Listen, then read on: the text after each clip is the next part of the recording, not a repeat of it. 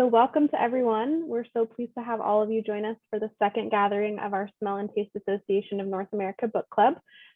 For those of you who don't know me, my name is Katie Boateng, and I am one of the founders of the Smell and Taste Association with our strategic expert advisors, Dr. Polly Joseph, Dr. Nancy Rawson, and Jennifer Trachtman. And importantly, our other patient founders, Marge Rosner and Pamela Silberman.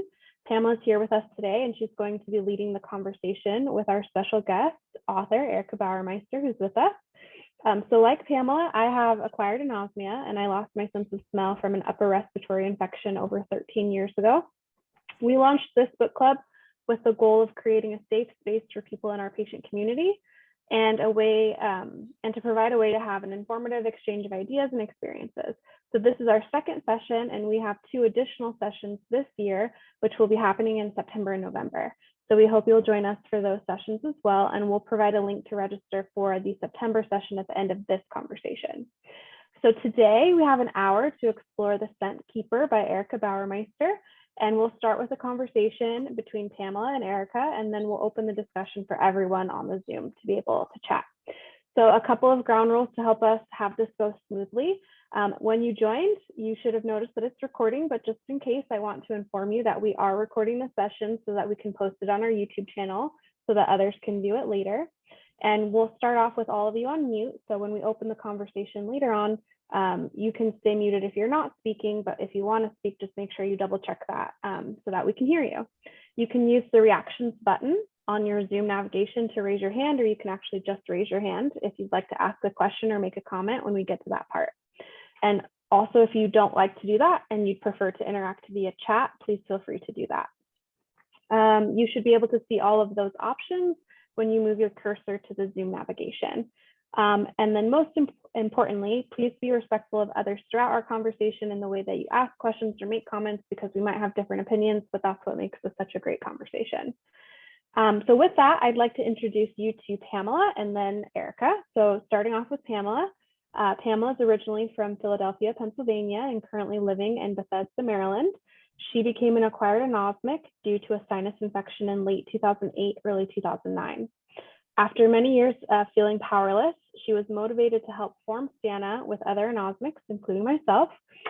She grew up the daughter of an otolaryngologist, which is such a fun fact, who throughout his career supported and pioneered treatments for ENT disorders. So working on this effort has been a continuation of his legacy. She's a founding member of STANA and a member of the Monell Chemical Senses Center's International Advisory Council. She's also the principal of PSS Advisory Services, LLC, where she provides advice and guidance to investment firms on how to plan, mobilize and implement initiatives, policies, and programs related to investor relations, marketing, communications, and capital raising strategy. So now I'm going to move along to our special guest tonight, Erica Bauermeister. So Erica has published 4 novels, including The Scent Keeper, which we're talking about tonight. And The Scent Keeper was a Reese's Book Club pick in 2020. She's also published The School of Essential Ingredients, which was a Penny's pick for Costco in 2019, Joy for Beginners, and The Lost Art of Mixing, which was a sequel to The School of Essential Ingredients. Her books have hit the New York Times and USA Today bestseller lists and have been published in over 25 different languages, which is pretty cool.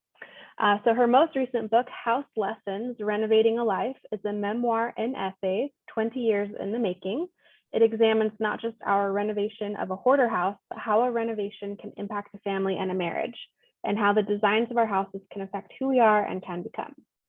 So she writes about the subliminal, the things we don't pay attention to, the food we cook, our sense of smell, the houses we live in, the rituals and fears in our lives. And she writes about connection and disconnection and serendipity. But most of all, she writes about compassion, because it is what helps us see everything else. So welcome, Erica, and thank you for joining us tonight. And Pamela, I'll go ahead and turn it over to you.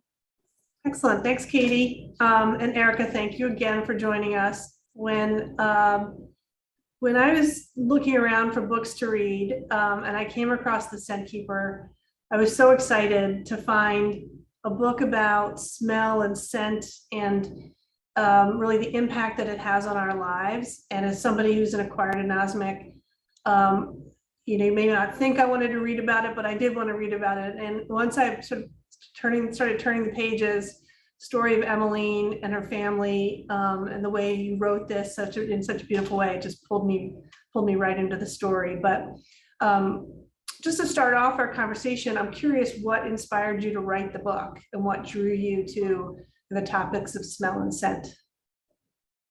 Well, as Katie said in the opening, I am just so intrigued by the subliminal, the things that we are not paying attention to. And probably one of the most subliminal things is the sense of smell. We don't pay attention to it till it's not there. And I had dogs, and I would walk the dogs, and I would watch my dogs having this different perception of the world than I did. I mean, my dogs could smell thyme, like the TIME thyme, not the THYME thyme, and I kept thinking, their world is so much more complex and different than mine. And what would it be like if you were brought up with that kind of smell as your default sense?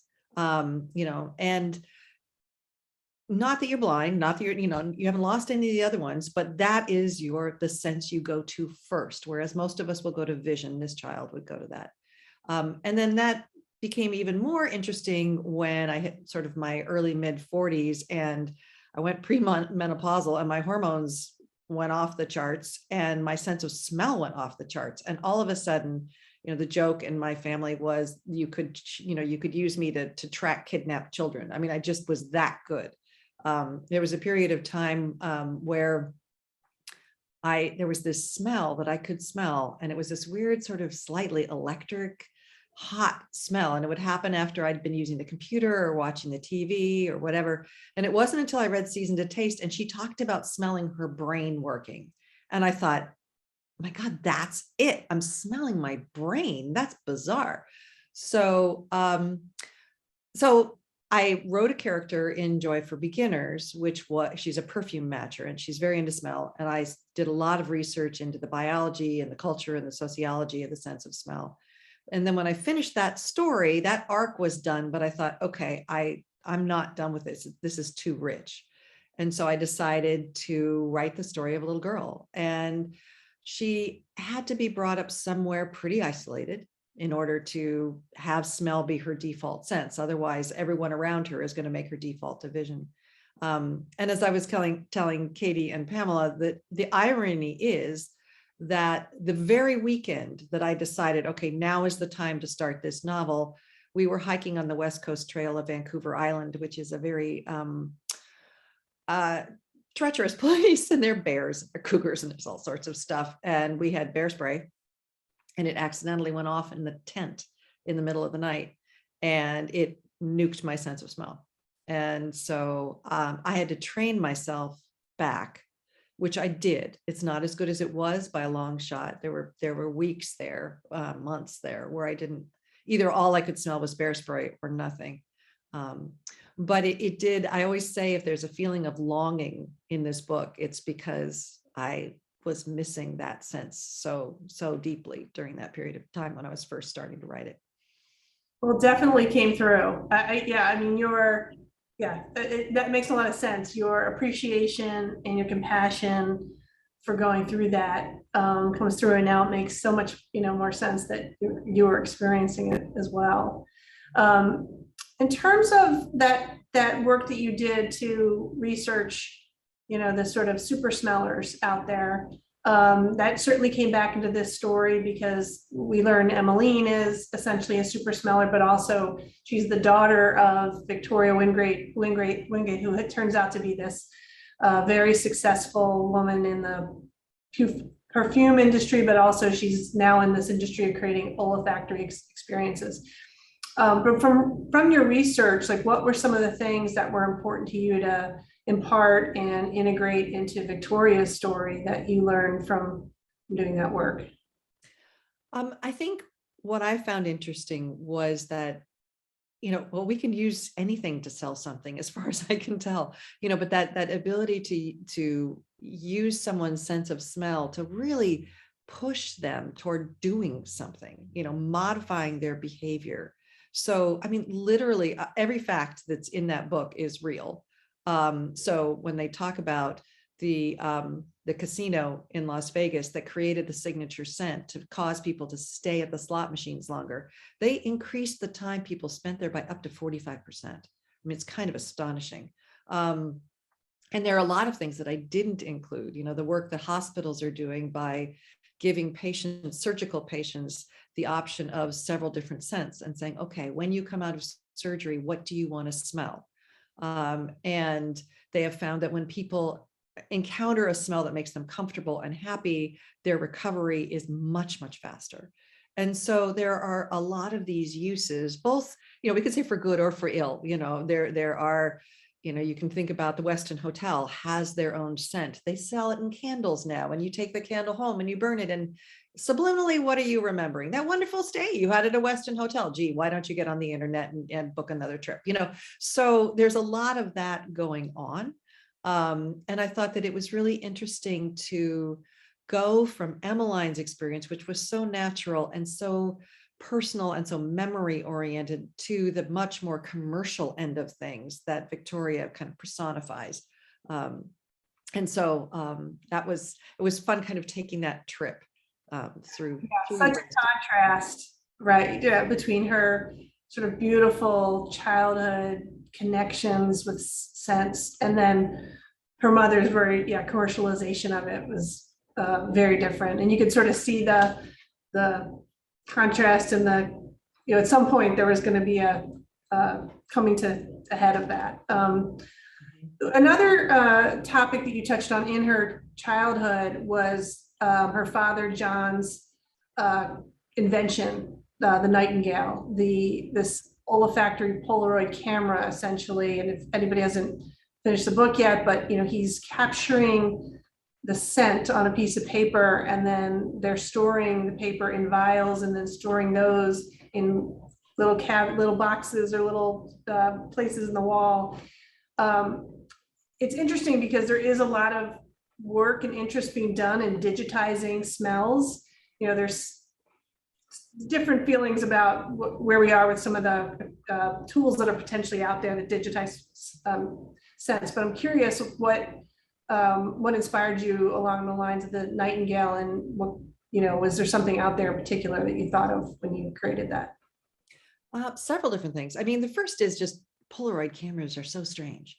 Come on. Before the Polaroid camera was invented, who would have thought you could take and produce the photograph in the same box? And that happened because the guy who created it, his daughter said, why can't you do that? And that got him started. And I've always thought, wouldn't it be fascinating to be able to do the same thing with the smell of a moment, not just a place, but a moment in that place.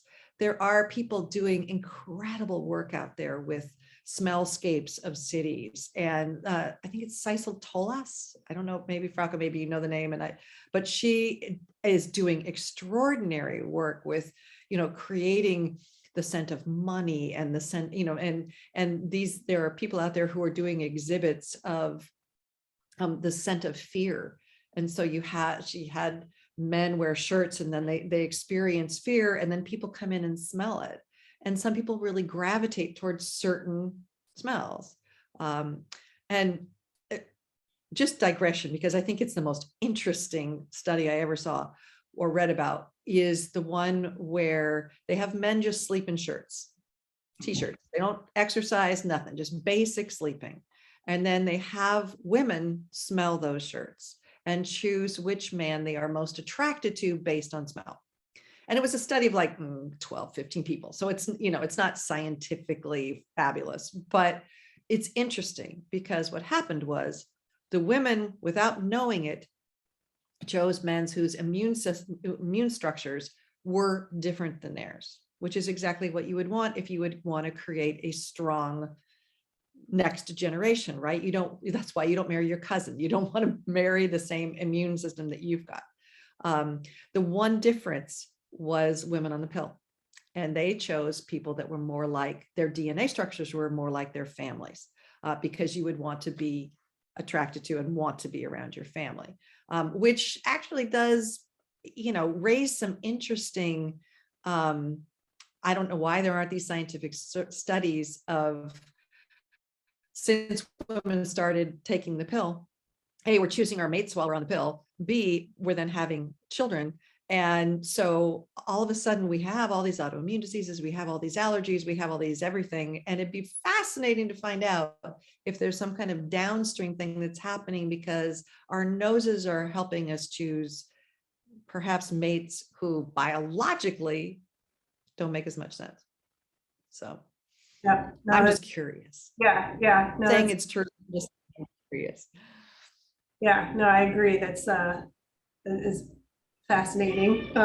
And I just had heard a talk on what you touched on with the this sort of scent of fear. I heard about a research project in mice and how they responded if they could sort of smell fear or not on another on a if they were prey or vice versa. It was very interesting. There is a theme throughout, with the idea that if they open the vials and they pull out the paper, that the scent stored there will disappear. And then there's other sort of places of like the fear of the smell or scent disappearing. And Emmeline runs into it with Renee and with her mother, Victoria. Can you talk a little bit more about that theme of that sort of loss that you have in there? Well, I think one of the things about smell is that it's ephemeral and it reminds us of mortality in a way that not a lot of other things do. There is an arc to a scent. It occurs and then it dissipates and it's gone. And a perfume will have, top, middle, and base notes, and you will move through those, but you don't go from a base note back to a top note. It's already gone. And so it teaches us how to reconcile the idea of time, I think. And originally in the book, there was a real strong through line that kind of compared, the nightingale to this idea of taking selfies, where all we do really is we walk up to the Grand Canyon and take a picture of ourselves at the Grand Canyon. We don't look into the Grand Canyon. We don't experience the Grand Canyon. And so the idea is the downside of the nightingale would be that, and this is what John does, is he hoards it. He holds onto it. That becomes his reality, not the reality that's in front of him, the daughter that's in front of him. And so that was kind of the cautionary part of it, is we need to allow scents to have their biological function, which is not to last forever, and to remind us that nothing does.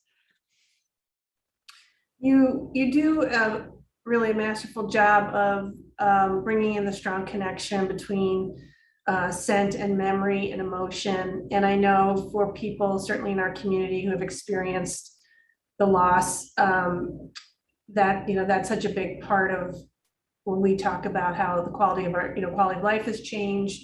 In many cases, mental health has changed. It's a real impact. And I guess so my question there is, did you experience that yourself when you had your loss, or what is that sort of connection on memory that you were thinking? Because there's so many times where something takes Emmeline right back.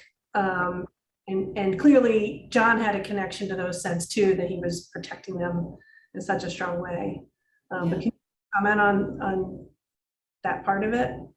Yeah, I mean, it's tricky having this conversation with people that have lost their sense of smell, because in some ways, I think it would be far more helpful to hear what you all would have to say than what I would have to say on the subject.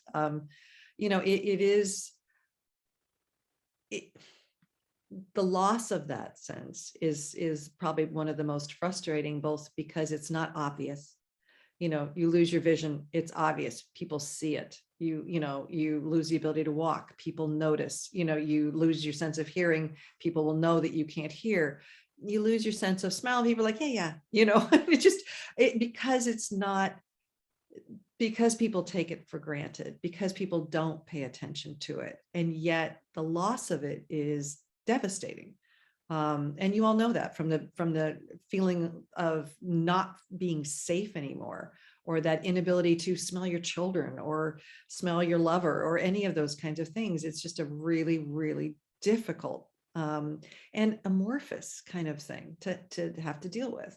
And so for me, I thought it was important to highlight it so that those people that did have it would pay attention, and for also for those that don't. And then for those that don't, I did want to kind of create a way to kind of access it through other senses, through your imagination in some ways.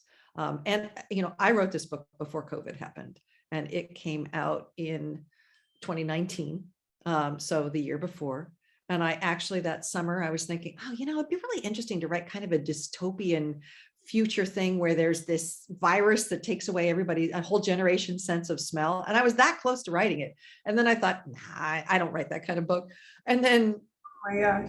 COVID hits, and I thought, well, thank God I didn't start it, because I would have looked really like I was stealing the idea, when in fact I had it first. But anyway. That would have been incredible if you had done that. A lot of us have in our lives what we call our designated noses. So there are the people we go to warn us or tell us or give us some information. And I'm certainly not, and I really appreciate my designated noses, but I've come to find out people are not so great about describing a smell. And Frog has actually done some work on this, is trying to help educate people about a vocabulary around smell. And just like, somebody who's their vision's impaired, or somebody who's hearing impaired, there's tools out there, to help them. I found your writing to be so beautiful, but detailed and informative as you were describing the sense. Can you talk a little bit about that? And, if you have any advice, as we have our friends and family who are trying to help us, but sort of fall short, that we can maybe give them to be better at describing scents and smells. It's interesting, because the first book I wrote, School of Essential Ingredients, was about food and cooking. And so that's going to be taste, and taste is 90% smell. So, and what I realized really early on is we don't have those words.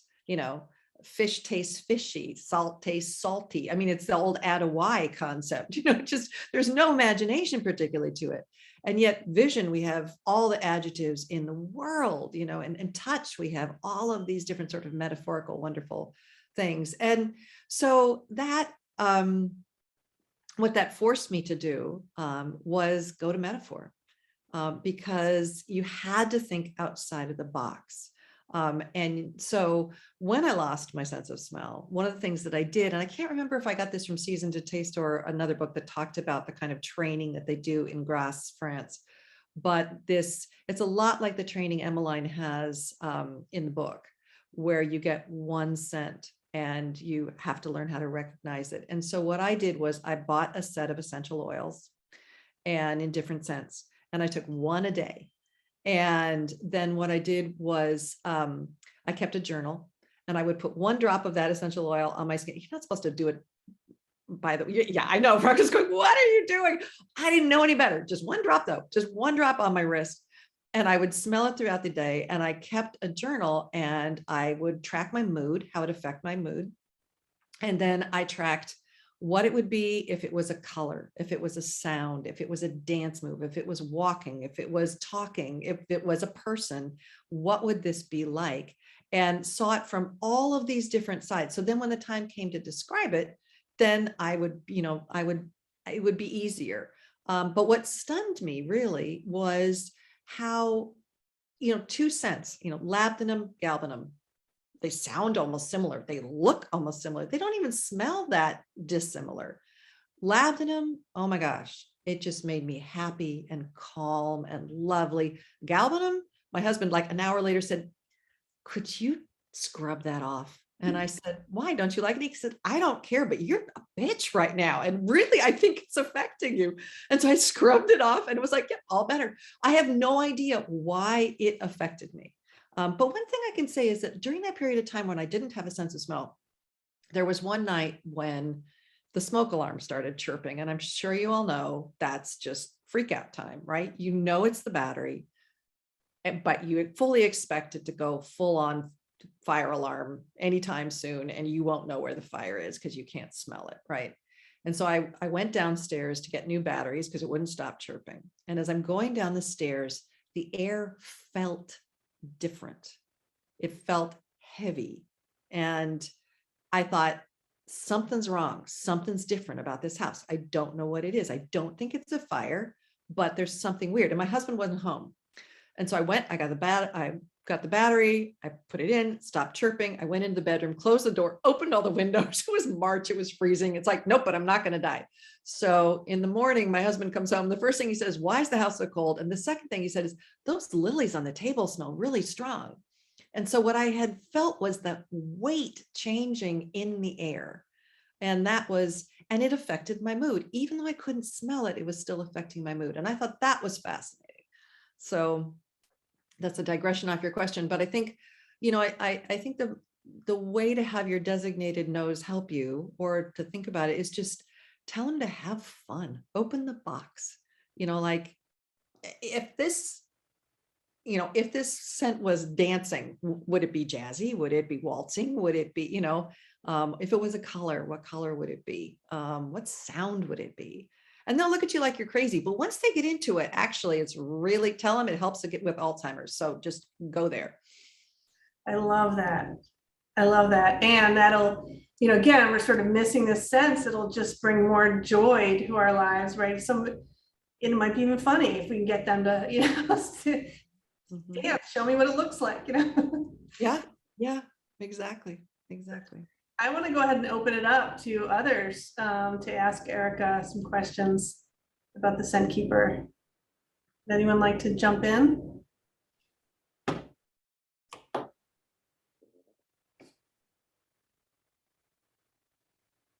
Katie, do you have any questions that you wanted to? Oh, Fraka, go ahead. Oh, can you? No, I don't know, unless somebody else, there, I unmuted. Erica, I feel like you already answered so many of my questions just by what you've said, but can you remind me when you lost your sense of smell? Was it before you wrote this book, or it was during? It was the weekend I decided to start writing it. Oh, okay. The book had been in my head for a long time. That happens. A book will sit in my head and kind of marinate for several years before I'll start writing it. But we were on the west coast of Vancouver Island, and I thought, this feels like where she should be. I'm ready to write her. And like literally, we're taking this hike. It's pouring rain. There's mud where we get in the tent, and then it's like, and there goes the sense of smell. But I loved that little girl so much, this fictional person that showed up in my head. I loved her so much. I was not letting go of her. So I just did it. And honestly, I think my sense of smell came back better because I wanted to write the book. I might let it go otherwise, and that would have been a shame.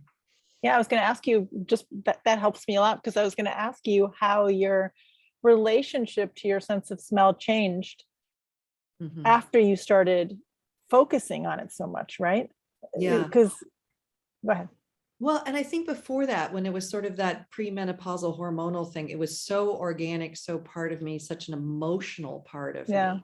I really, there's a story in an Oliver Sacks book about a man who has a dream that he's a dog and he can smell like a dog. And he says the whole world is like neon.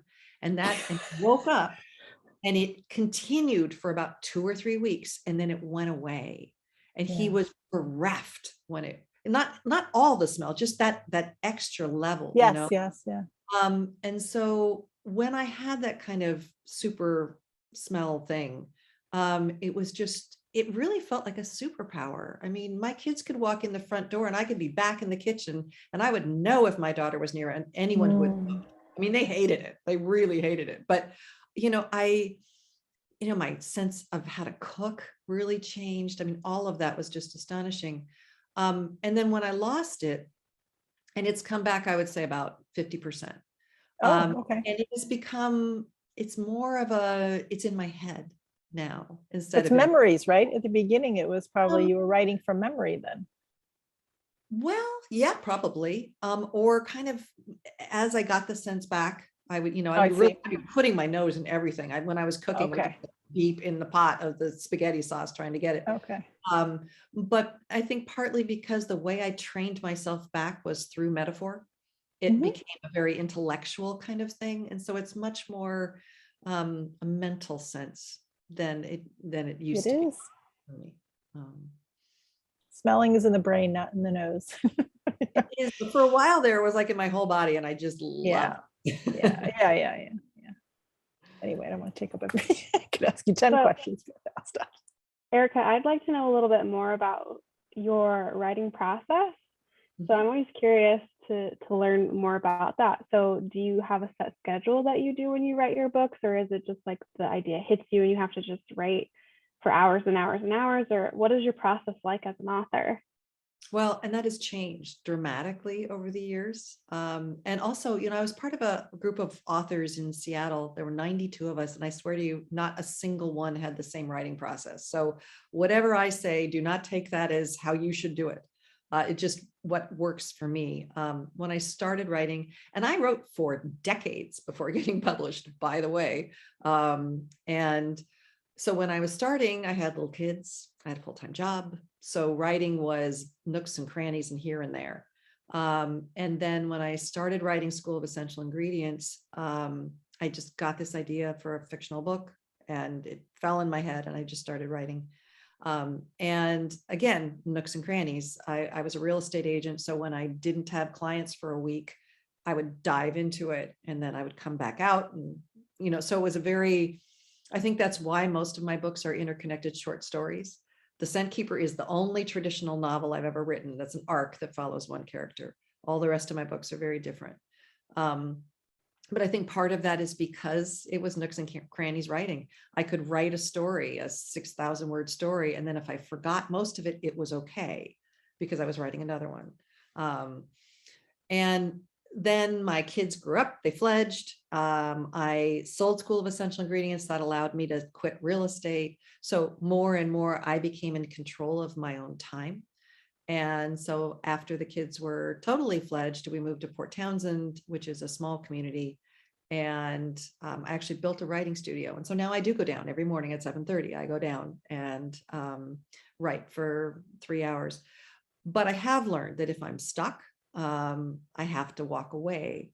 That old adage that you sit in the chair and you don't get up till you've written your 2,000 words does not work for me. It's death to my writing. But I think partly that's because I write character-based books and not plot-based books. And so my characters are usually coming to a revelation. And if I don't know what the revelation is, then I get stuck. And if I force the revelation, it won't be what the character wants. So I have to leave and take a walk or do laundry or cook. Cooking really is good.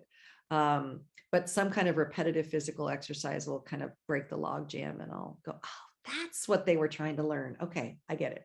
And then I can write it.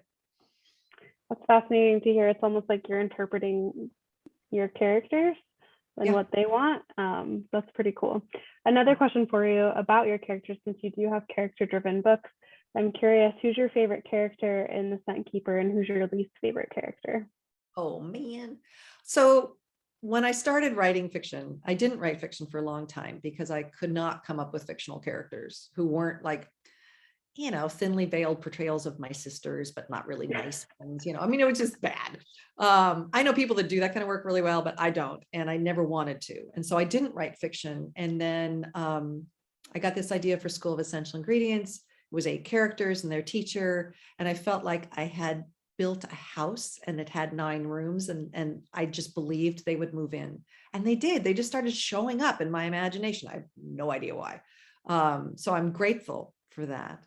But one thing I promised was that I would never, I don't like to grind axes. I don't like to, set a character up and then shoot at it. I don't believe in doing that. And so even Victoria, who's prickly and she's pretty hard to like, I love her. I have compassion for her. I know why she is the way she is. And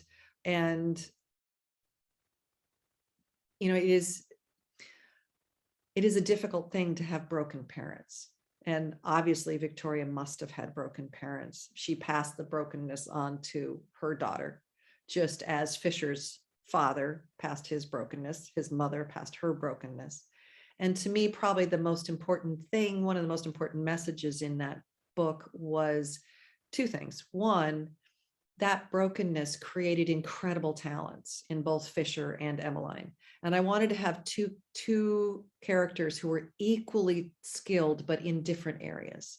And I wanted them to be able to help each other so that they could use those skills, not to perpetuate the brokenness, but to break that cycle and to do something that was meaningful and good and powerful. So least favorite, I can never do least and I can never do most. What I love about all my books is that people, they're like Rorschach tests.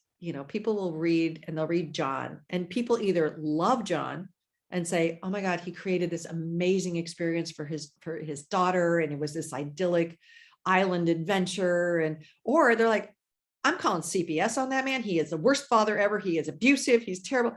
And it makes for great book club discussions because then people turn and look at each other and go, what? Wait, you see that totally different. Why? People have seen Emmeline as everything from amazingly virtuous and lovely to a selfish little brat. I had one woman who was totally mad at Emmeline because she just left Henry and Colette. And so we're having this discussion with a book club. And I said, so, all right, why do you think you had that reaction? Let's look at that. It's about you as much as it is about the book. So why? And it turned out she had a daughter that was close to that age. And if her daughter ever did that to her, she would be heartbroken. But she hadn't realized that's why she was having that reaction. And I think that's the power of fiction in particular, but also nonfiction, is when we can pay attention to our reactions. I mean, I'm trying to get people to pay attention to their sense of smell, but I also want them to pay attention to their reactions to the characters and think about, okay, why? Why do I love this character? Why do I love this book? Or why do I hate this book? What did it trigger in me that made me have that reaction? And I was mentioning before we started, how many of you have the hardback version of the book? Okay, if you have the hardback version, you're missing the epilogue, which is in all the other versions of the book. And it's on my website, www.ericabauermeister.com. Go to the Scent Keeper page. It's about a page and a half. And it's for all of those readers that didn't understand the ending in the hardback version.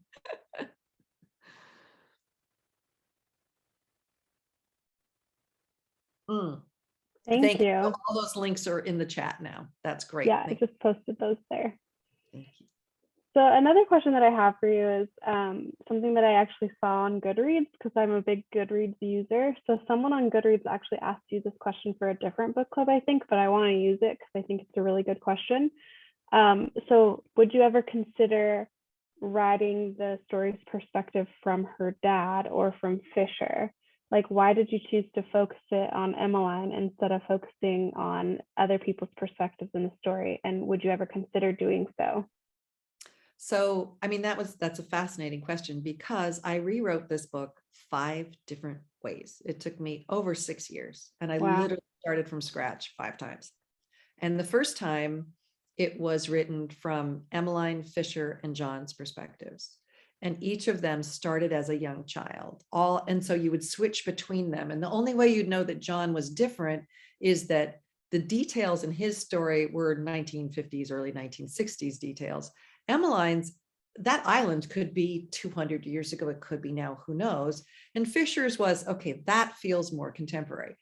And I loved doing that, because one of the things that I wanted to get across is what the prologue says, which is that we don't know our parents. We kind of assume that our parents were born as parents the day we were born, right? They have no particular lives before us, because their point is to be our parents, so, but it didn't work, because people were horribly confused. My beta readers were like, I don't even know what you're talking about here. This is too confusing. So then I said, okay, well, let's add Victoria. That'll make it easier. No, that just made it worse. And so then it was, okay, let's just do John and Emmeline. Nope, that didn't work either. And finally, what my agent, who's very savvy, she said, here's the thing, Erica. She said, this is a quest. Emmeline is trying to figure out her past and her future. She said, if we already know it, all we do is sit around looking at Emmeline and saying, you're dumb. So we need to follow Emmeline's quest with her. And I thought about that. I sat with it. And then one morning I woke up with Emmeline's first person voice in my head. I'd never written first person before, but it was so strong and so clear. So that first chapter just basically channeled itself out of me. And so that was, it was interesting to just be able to be in one person's head and to try to figure out, okay, how do you let people know what she doesn't know? Because there was a lot she didn't know. So that was, it was fun, but you know, a book can, I refused to give up on it, even though my agent said like 3 times, could you do something different? It's like, no, this girl, I need to write this girl. So. It's so interesting that you did that work, because your characters just feel like fully developed, like they do have these histories. So I wonder if, like, had you not done that, you know, how would we have felt about John or Fisher? Like you brought that in, you know, even though we don't know everything you wrote. It was great that we do know, you know, there's some mystery about John's background. We do know that there's some trauma there that caused him to be on this island, right, and have this machine. So that's fascinating. You know, I did think it was, you know, his, you know, losing him in the story. But I guess she would not have been able to, Emmeline would not have been able to go on her quest, right? If her world stayed as idyllic as it had been on the island. So I guess that was an important part of the story. I think the other thing too is that it's a fairy tale. It starts as a fairy tale, and then all fairy tales have violence. I mean, the real original fairy tales almost always have violence, and the parents almost always leave. And that's the way the child then is forced out into the world. And it was desperately hard to kill John. I really did not want to kill John. That was a really, really hard scene to write. And when I wrote it, the blue bottle was important, but I didn't know what was in the blue bottle until way later in the book. And when I figured out what was in the blue bottle and wrote that scene, I mean, that one just wrecked me for a long time, actually, that part. So, you know, you just, that's what I love about writing fiction, is that I don't know what's coming a lot of the time. And I love being surprised. And can you talk a little bit about bringing Renee into the story? Like, is that how you pronounce his name? I'm saying, that's what I'm saying. But, Yes. Was that to remind Emmeline about the good parts of her father? Yeah, I mean, she needed someone who could tell her what she needed to know. And I liked it being a sympathetic character. I mean, she was in a pretty cold place, and there was a lot of conflict going on. And in some ways, Renee has that same kind of job as Henry and Colette in terms of being the good people, you know, the solid people. And also someone who has the compassion and the ability to look at Victoria and, you know, it's like, yeah, the woman's crazy, but she is incredibly talented, you know, and who could see that side as well. And so I thought he had a very important purpose in the book, and making him be someone who is trying to preserve scents that are disappearing, I thought gave him a lovely sort of nostalgic feeling, a compassionate feeling, because he is compassionate for the scents as well as the people. If anyone has questions, feel free to put them in the chat. Otherwise, Pamela and I will just keep going because we've got lots of good ones. But a question that comes across for me is the location. So the settings of the book. So what inspired the island? Is that something that you made up completely, or is that based on a true location that you've been to?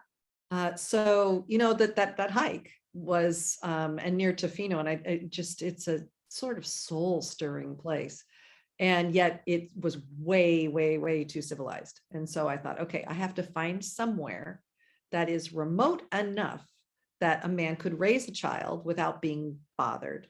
But they also have to speak English. So I was very limited, and I didn't want it to be some weird island off Australia because I could never research it. And then a series of just sort of kismet things. I ran across a book by a woman who was a survivalist naturalist who spent 18 months in the Broughton Archipelago, living off the land. And then at the same, like the Broughton Archipelago came up like 3 times. So it's off the in between mainland British Columbia and Vancouver Island. There's this dots and Morse code of islands. And so, and then it turned out that there was this weekend when, or this week when my husband and I could both go. So we actually went out there. We drove all the way up Vancouver Island, which is a 7-hour drive. And then we took a motorboat 2 hours east into this archipelago and then kayaked it for 7 days. And it was extraordinary. It is, it's kind of like the water, the green and gray and blue water version of being in the Grand Canyon, where it is this place where there's no cell coverage. It's just this kind of natural spirituality that is just mind-opening. And we actually spent a day with that naturalist who took us out and taught me how to forage. And so all of that part of the book comes from that experience too. That sounds really majestic. That's It's awesome. So another question that I have for you is in regards to the ending when she discovers what was the special bottle, right? And why her dad was basically willing to give up his life to like chase after that. What would that scent be for you? What would that smell be for you? Oh, what a good, it would probably have to do with how my children smelled when they were young. Sure. And I think that, to me, that was the ultimate irony, was that he leapt past his living, breathing child to grab basically the scent image of the baby that changed his life, really. And I think that was to me, such an ironic moment and such an important moment. But I also think that for her, for Emmeline, that was important. I mean, I realized as I wrote the book, and I wrote the prologue last, which is often how we do things, because by the time you finish the book, you know what it's about. And so you can write the prologue, and a good prologue will have all of the themes of a book, just at least alluded to in tiny ways. But to me, that idea that we are affected by our parents' lives, the lives that we don't even know about. We are the ripples made from rocks we never saw thrown.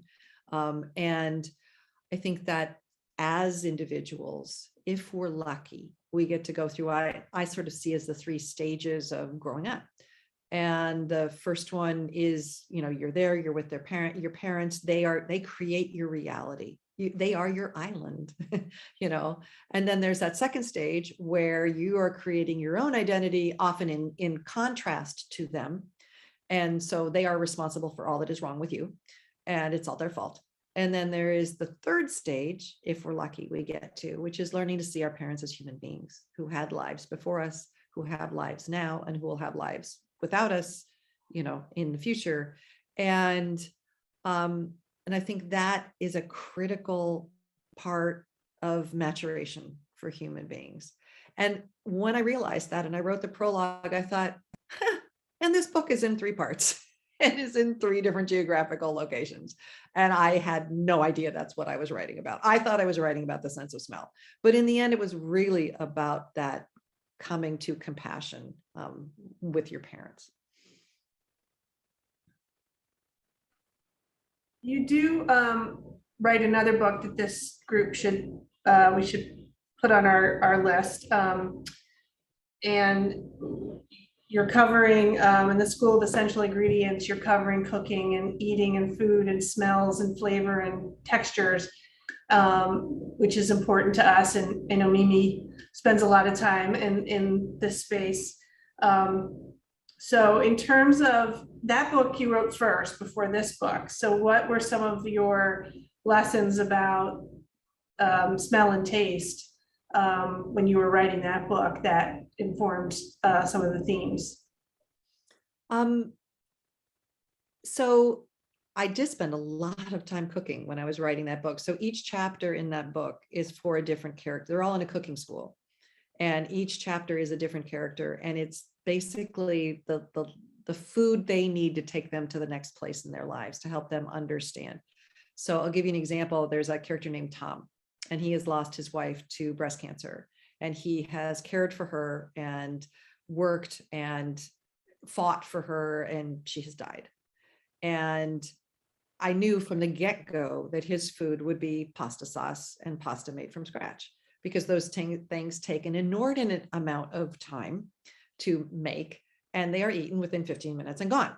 And so you can choose to see that as a waste of your time, or you can choose to see it as a gift.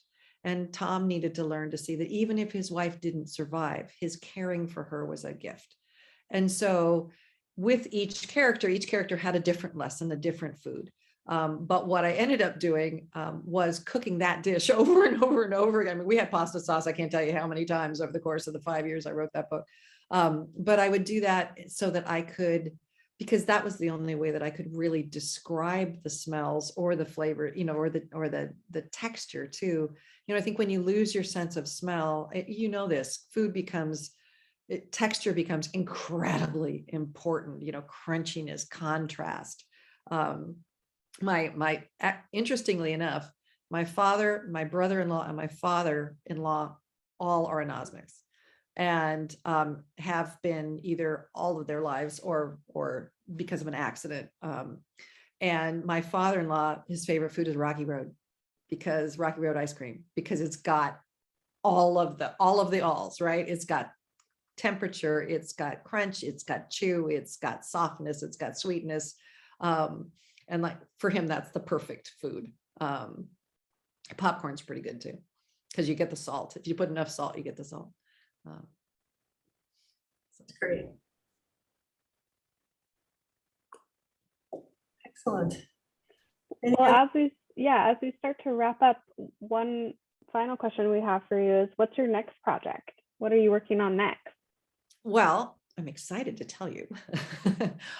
So I have a new book coming out a year from now, May 2023, and it's called No Two Persons. I think that will remain the title, fingers crossed. And it's a book that was really inspired by book clubs and all the different ways people have come to me and interpreted my books. And because it comes from the line, no two persons ever read the same book or read the same book. And so it's an author and 9 readers. And the 9 readers each encounter the book at different points in their lives. Different parts of the book speak to each of them and change them in different ways. And so it's everything from, you know, the free diver who it allows him to uncover the abuse that he suffered as a child. And then there's also the woman who reads the first line. Her mother has sent her the book. She reads the first line. She's like, throws it across the room. I know why she sent me that book. I'm not going to read that book again. You know, so, and then yet the book becomes a very important thing. Even though she never reads it, it becomes an important part of her life. So it was really fun playing with that. And you asked me earlier about the other stories, Fisher's story and Victoria's story. One of the fun things that I got to do was Fisher's point of view had some of the best writing I've ever done in my life. And it was like, oh my God, I can't believe I have to cut this, you know, tens of thousands of words I have to cut. But there were some story plot line points to it that I loved. And so the book that's at the center of No Two Persons is an alternative, well, it's a slightly different version of Fisher. And so I did get to write Fisher's story in a way, although you still never read that book. So I love it. A book in a book. I can't wait to read it. Thank you so much, Erica. We appreciate your time. And Erica's been on the road today, so the fact that she was able to make it here tonight with us is just wonderful. We really appreciate it. So I do have to apologize for the camping clothes. We had a flat tire. There was almost an accident. It was a heck of a day. And so there was no shower before getting on here. I actually can look better than this, but I was determined to come to you guys because I think this is really, the work you're doing is really important. The community is really important. And I would love to stay in touch with you all. So Definitely, and your book is definitely on our must read for anybody in our community and anybody joining our community for sure. Thank you very much. Thank you. So thank you again to Erica. I just put in the chat, our next book club is actually going to be in September. So taking a few months break for summer. And we're going to be reading Lars Lundqvist's book. It's called A World Without Smells, and Lars is a congenital anosmic. So if you are interested in checking that out, you can click on the link to register for that now, and then you can check that book out online. But Lars Lundqvist, I think I'm saying that correctly. So again, thank you so much, Erica, and for everyone else who came to join us tonight. Make sure you follow her on, I think it was Instagram and Facebook. I put both of those. And then No Two Persons is out next summer, May 2023. So thanks everyone, and have a good rest of your evening. Thank you.